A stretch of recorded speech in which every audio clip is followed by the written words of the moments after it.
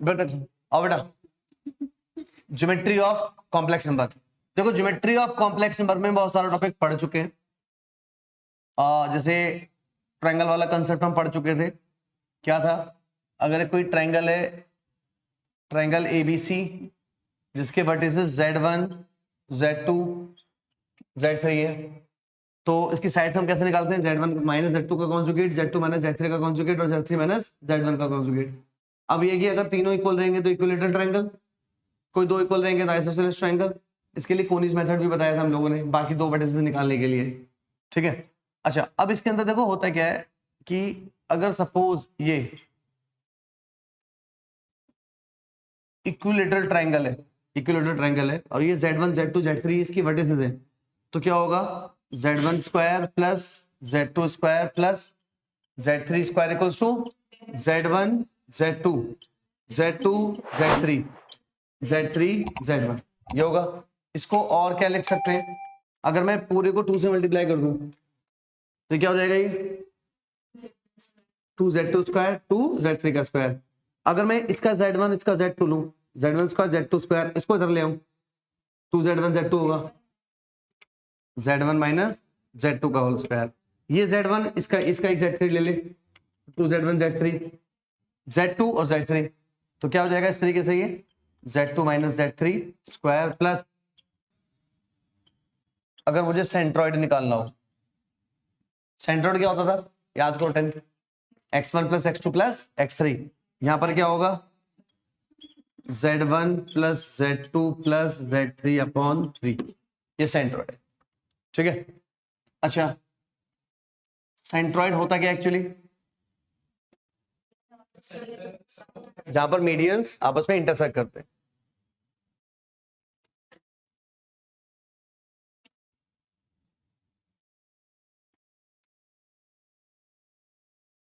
इसको Z1, Z2, Z3 बोला गया। ठीक है। क्या इसका मतलब? देखो ध्यान से सुनो, मीडियंस क्या होते हैं? अच्छा, मीडियंस होते हैं जो सामने वाले साइड को बाइसेक्ट करेगा, परपेंडिकुलरली हो या ना हो। ठीक है ना? जैसे सपोज ये इसका मीडियन हो गया, ये इसका मीडियन हो गया। सेंट्रॉइड को किससे रिप्रेजेंट करते हैं? जी से। ठीक है। अच्छा,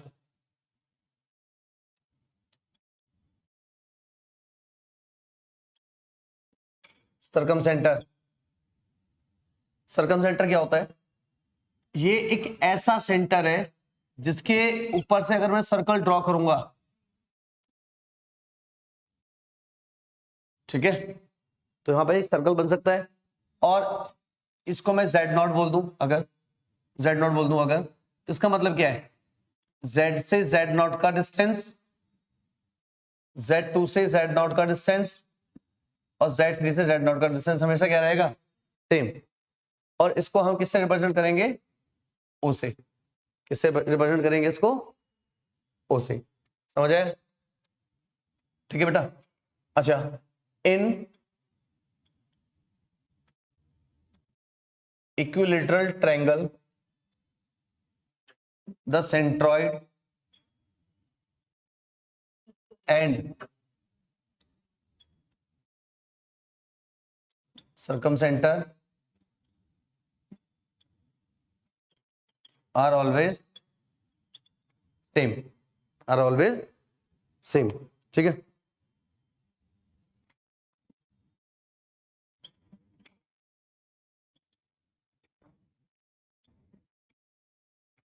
ऑर्थो सेंटर, इसको हम S से रिप्रेजेंट करेंगे। ऑर्थो सेंटर क्या होता है? अच्छा, एक चीज और, जैसे यहां पर क्या होता है? ये centroid,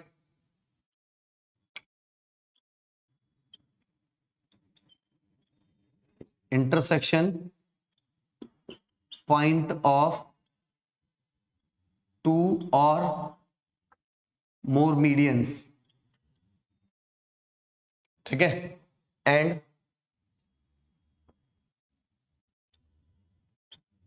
centroid divides any median in the ratio of 2:1, that means AG upon, इसको मैं अगर Q बोल दूं, इसको Q D बोल दें सपोज अगर, तो AG ratio GD is to 2:1। समझ आया?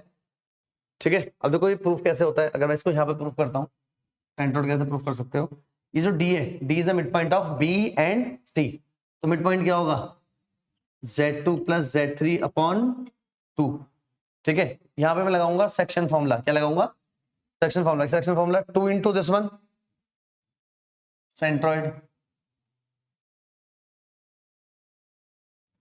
G इक्वल्स टू 2 इंटू ये M x2 N x1, तो 1 into Z1 plus 2 into Z2 plus Z3 upon 2 और divide by M plus N 3, तो Z1 plus Z2 plus Z3 upon 3। समझ आया? ठीक है। अच्छा, इसके अंदर आ जाइए सर्कम सेंटर। सर्कम सेंटर क्या होता है आपको मालूम है कि ट्राइंगल के ऊपर सर्कल, ट्राइंगल के ऊपर सर्कल। जब भी मेरे को सर्कम सर्कल की अगर आपको कंस्ट्रक्शन करनी होती है तो आप क्या करते थे, बताओ क्या करते थे? ये ट्राइंगल है, कोई भी ट्राइंगल है, ABC, Z1, Z2, Z3, याद करो उसी से जुड़ा हुआ है। राइट बाइसेक्टर बनाते थे, क्या बनाते थे? Right bisector. सुनो सुनो सुनो, क्या करते थे? राइट बाइसेक्ट करते थे, इसको ज्वाइन किया, ऐसे कर दिया राइट एंगल, इसको यहां से ज्वाइन कर दिया, जो भी मिला जहां पर दोनों ने इंटरसेक्ट किया इसको ज्वाइन किया और यहां से सर्कल। तो अगर मैं इसको ऐसे ज्वाइन करूं, ये यहां पर ये और ये अगर मैं ज्वाइन करता हूं तो ये सारे के सारे क्या होते हैं? Right bisector. क्या होते हैं ये? Right bisector. तो circumcenter is a intersection point of two और more right bisectors, right bisector. ठीक है बेटा, ठीक है, समझ आया? तो इसमें मैं ये भी यूज कर सकता हूं कभी कभी कि इसका स्लोप और इसका स्लोप आपस में परपेंडिकुलर। परपेंडिकुलर किस किस का स्लोप? ये क्या है हमारा सर्कम सेंटर, ठीक है, और ये जो पॉइंट मैं बोलता हूं डी, ये क्या है? Mid point. ये क्या है? Mid point. तो इन दोनों का स्लोप क्या होगा? पर इसका स्लोप बताओ, ये कितना है? Z2 माइनस ये जो डिस्टेंस है, डिस्टेंस स्लोप ऐसे नहीं निकालते, ये इसका डिस्टेंस है।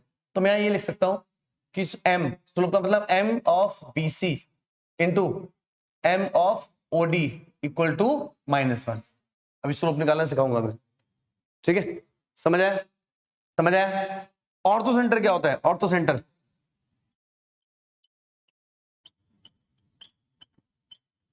इंटरसेक्शन पॉइंट ऑफ टू और मोर एल्टीट्यूड्स। ठीक है ना? मतलब ये केवल, अब देखो ये मिड पॉइंट पे जाए ना जाए, मिड पॉइंट पर जाए ना जाए, लेकिन ये परपेंडिकुलर होगा। ये क्या होगा? परपेंडिकुलर। इसे क्या बोलूंगा मैं? H। क्या बोलूंगा इसको मैं? H। ये क्या होता है? Ortho centre. ठीक है, और ऑर्थो सेंटर निकालने के लिए क्या करते हैं? सपोज मेरे पास ये है Z1, ये वर्टेक्स B है, B, ये C है, इसका डिफरेंस Z1 माइनस Z2, इसका लेंथ, इसका लेंथ Z1 माइनस Z3, इसका लेंथ Z2 माइनस Z1 या Z1 2 और 3, इसका लेंथ देखो, दोबारा सुनो बेटा, BC Z2 माइनस Z3, इसका Z1 माइनस Z3 और इसका Z1 माइनस Z2। ये एंगल है, तो इसको मैं स्मॉल ए साइड बोलूंगा, इसको स्मॉल बी बोलूंगा, इसको स्मॉल टी बोलूंगा। क्या बोलूंगा? Small T. इसको मैं ए बोलूंगा, इसको बी बोलूंगा, इसको सी बोलूंगा। तो जो ऑर्थो सेंटर है, अच्छा, अरे सॉरी, इसके अंदर निकालते, ये इसके अंदर नहीं निकालते, इसको तो सिंप्लीफाई करने के लिए इसकी भी जरूरत नहीं है, इनकी जरूरत नहीं है, इसकी जरूरत नहीं।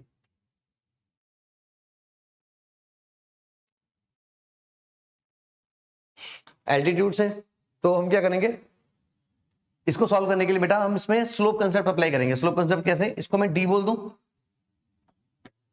ठीक है, या इसको ई बोल दूं, इसको, चलो ये है। तो आप ये देखिए कि slope of BC into slope of AH equal to -1, यानी M of BC M of AH equals to -1। एक तो कंडीशन ऐसे बनेगी, एक और बना लो, क्या, M ऑफ AC और M of BH equals to -1। ये दो कंडीशन बन जाएंगी, इनसे सॉल्व हो जाएगा।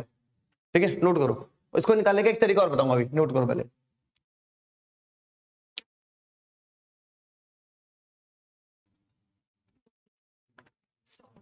हाँ जी बेटा, क्या पढ़ा हमने, सेंट्रॉइड। अगर कोई ट्रायंगल है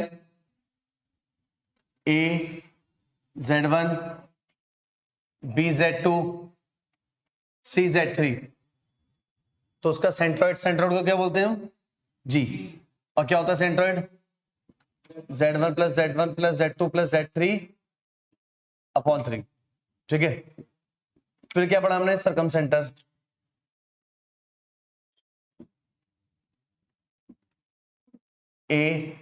Z1 Z2 Z3। ठीक है, क्या बोलते हैं इसको, H, इसको क्या बोलते हैं, G। तो इसको मैंने सरकम सेंटर को Z0 बोला, तो Z1 माइनस Z0 का magnitude Z2 minus Z0 equals to Z3 minus Z0, इस तरीके से। नंबर 3, ऑर्थो सेंटर, जिसको हम H बोलेंगे, O, जिसको हम O बोलेंगे। ठीक है, और ऑर्थो सेंटर क्या होता है,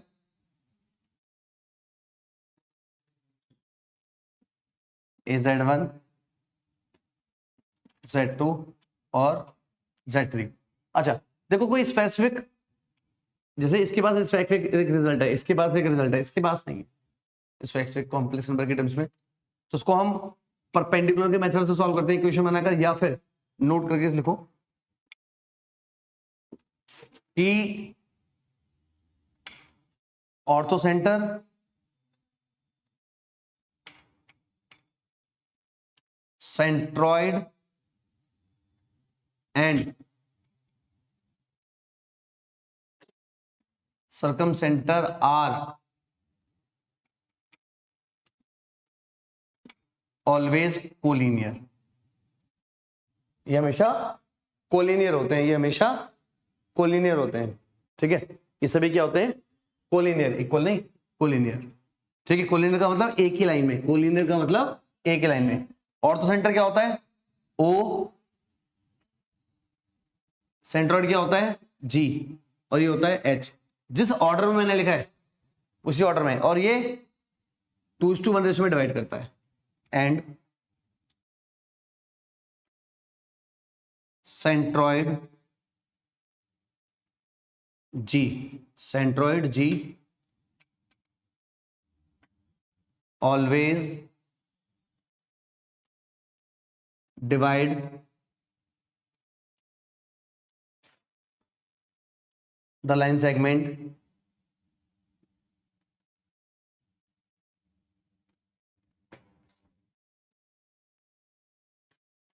joining ortho center and circumcenter H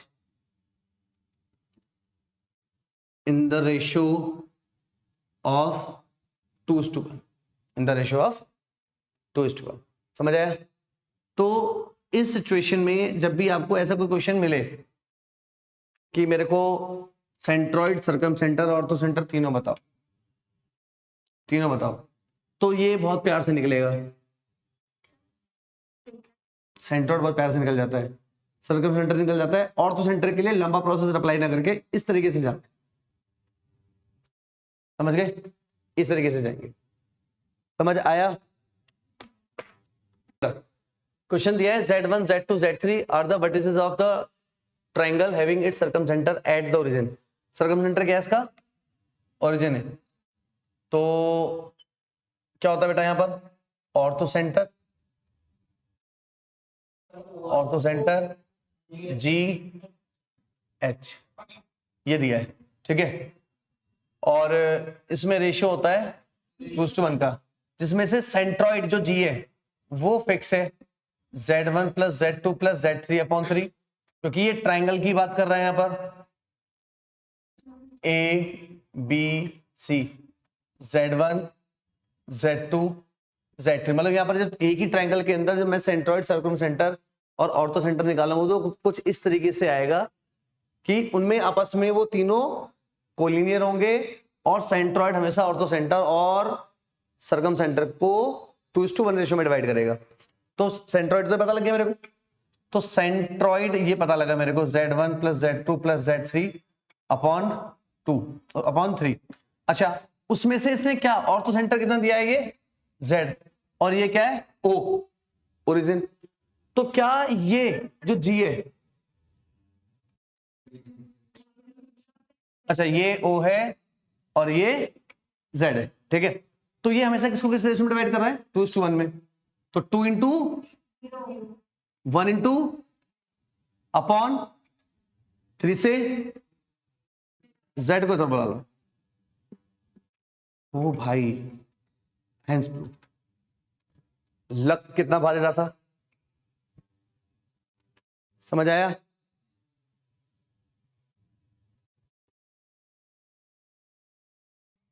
देखो क्वेश्चन में क्या बोला गया बेटा, Z1, Z2, Z3 का मैग्नीट्यूड 1 है। Z1, Z2, Z3 are the vertices of the equilateral triangle. ये इक्विलैटरल ट्रायंगल है एक का, ये वर्टेक्स है Z1, ये Z2 है और ये Z3 है।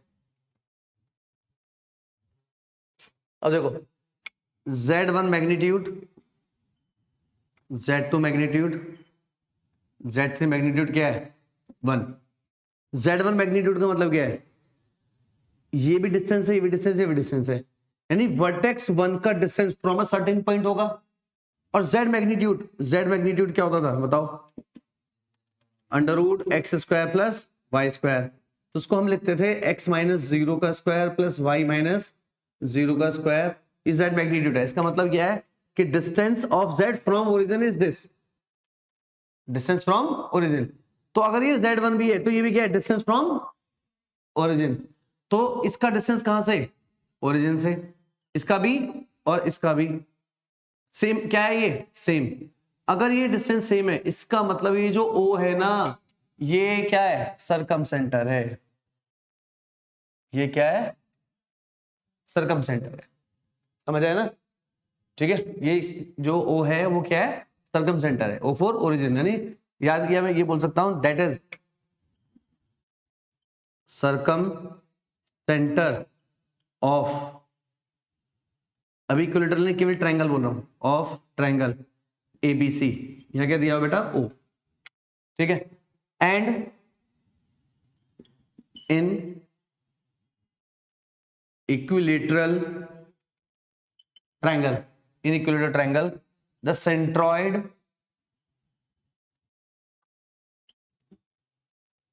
And circumcentre are same. क्या है? सेंट्रॉइड एंड सर्कम सेंटर क्या है? Same. That is centroid equal to circumcentre, centroid equals to circumcentre. तो सेंट्रॉइड क्या होता है? Centroid Z1, Z2, Z3 upon 3, और सर्कम सेंटर क्या दिया हुआ है इसका? 0। तो that means Z1 plus Z2 plus Z3 equal to 0। Answer note करिए। आइए नेक्स्ट पॉइंट है इन सेंटर। इन सेंटर क्या है? जब ट्राइंगल के अंदर इन सर्कल बने। इन सर्कल का मतलब समझते हो?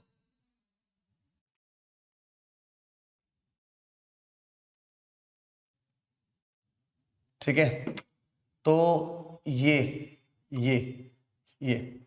तो इसे क्या बोलते हैं? इन सेंटर।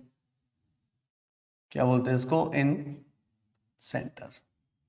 ये ए Z1, ये B वर्टेक्स Z2 और ये Z3, ये Z3। ठीक है बेटा। अब आप ये देखो जो इन सेंटर है ये है क्या एक्चुअली? हम क्यों उसको कंस्ट्रक्ट कैसे करते हैं? कंस्ट्रक्शन कैसे करते हैं इसकी? कोई भी ट्रायंगल है,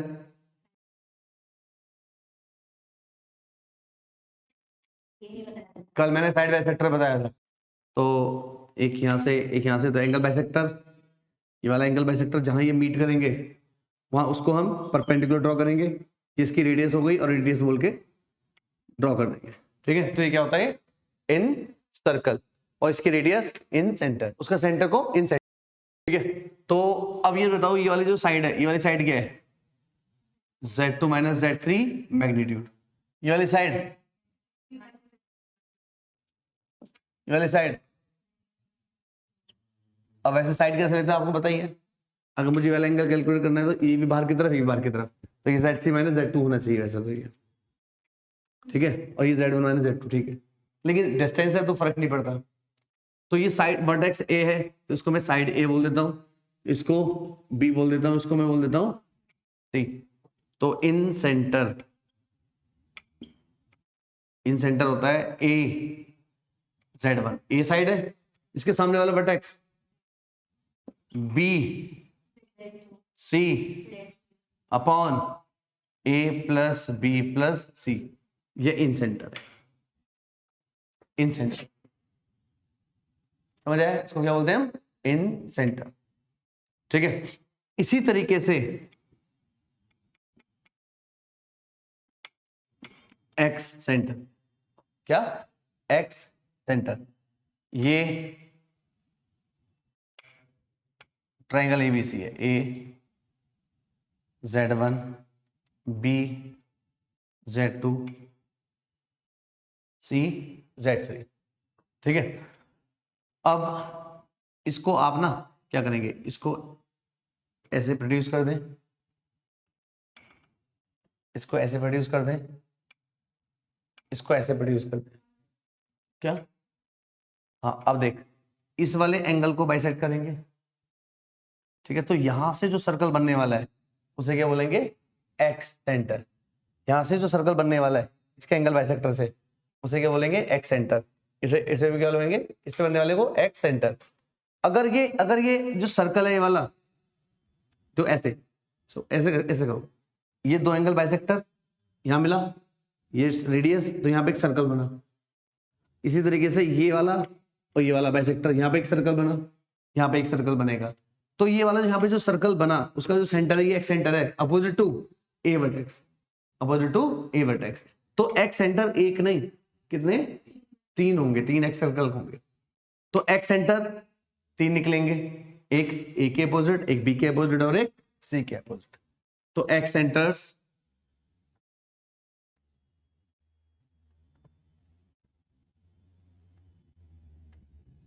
आर क्या क्या होंगे बेटा? अब ए के अपोजिट है, तो ए के अपोजिट है, तो ये दोनों नेगेटिव, तो क्या होगा बेटा? एक माइनस ए Z1 बी Z2 सी Z3 माइनस ए प्लस बी प्लस सी, ए Z1 बी Z2 सी Z3 ए माइनस बी प्लस सी, और ए Z1 बी Z2 सी Z3 अपॉन ए प्लस बी माइनस सी। नोट करो।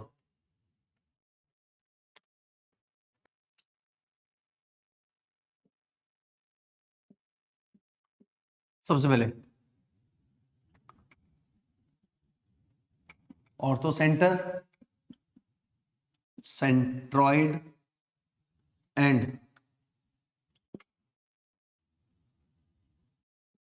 circumcenter are always collinear and centroid intersect the line segment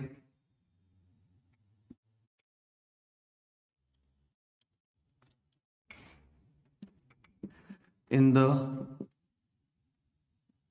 ratio of 2:1। ठीक है,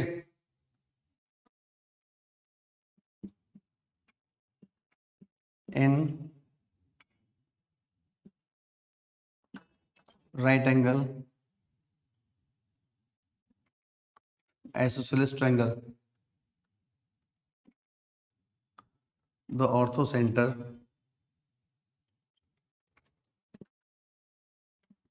is always at right angle।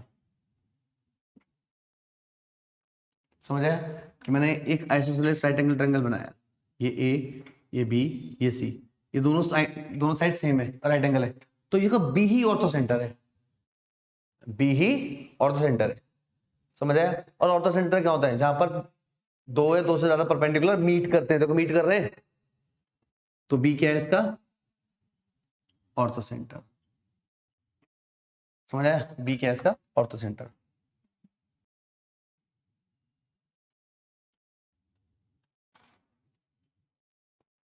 isosceles triangle, in isosceles triangle the orthocenter